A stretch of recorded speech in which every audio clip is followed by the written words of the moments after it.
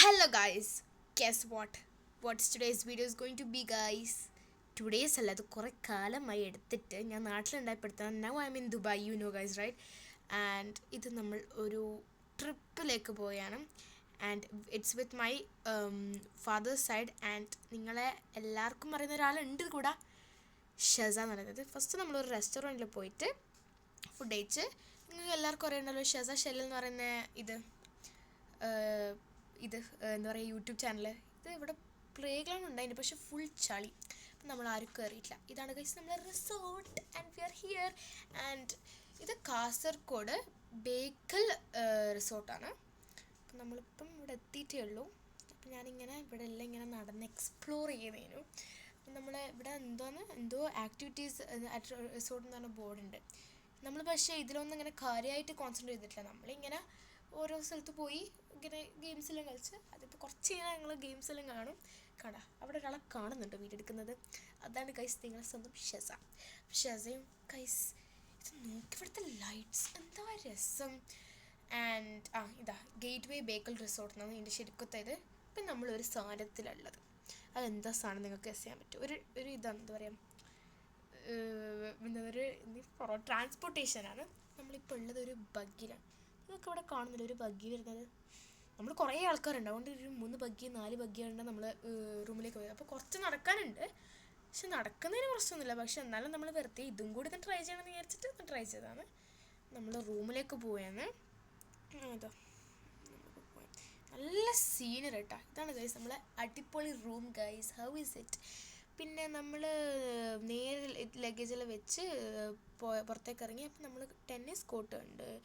പിന്നെ ഈ റിസോർട്ടിൽ തന്നെ ഒരു പാർക്കുണ്ട്, അടിപൊളി. മറ്റേ ഇങ്ങനെ ചളി അങ്ങനത്തൊന്നുമില്ല ഗൈസ്. ഇതെന്താ രസം. നമ്മളിപ്പം എന്തോ ഒരു വ്യൂ പോയിൻ്റാണ്, അവിടെ കയാക്കിംഗ് എല്ലാം ചെയ്യാൻ പറ്റുന്നുണ്ട് എന്നാണ് പറഞ്ഞത്. പിന്നെ നിങ്ങൾ ക്ലാരിറ്റിയിലൊന്ന് കുറച്ച് ഇതാക്കണം കേട്ടോ. അടുത്ത വീഡിയോയിൽ നമ്മൾ ക്ലാരിറ്റി അടിപൊളിയാക്കും.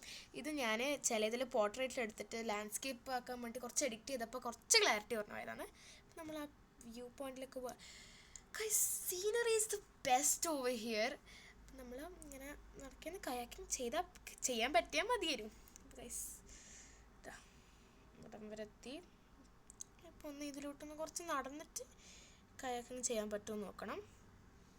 ഇതാ അടിപൊളിയല്ലേ. പിന്നെ ഈ കുലുങ്ങുന്നതെല്ലാം ഞാനിങ്ങനെ കുറേ നടക്കുന്നത് ഇങ്ങനെ ഫുൾ വീഴാനില്ല അതിനിങ്ങനെ, അതുകൊണ്ട് മാത്രമാണ്.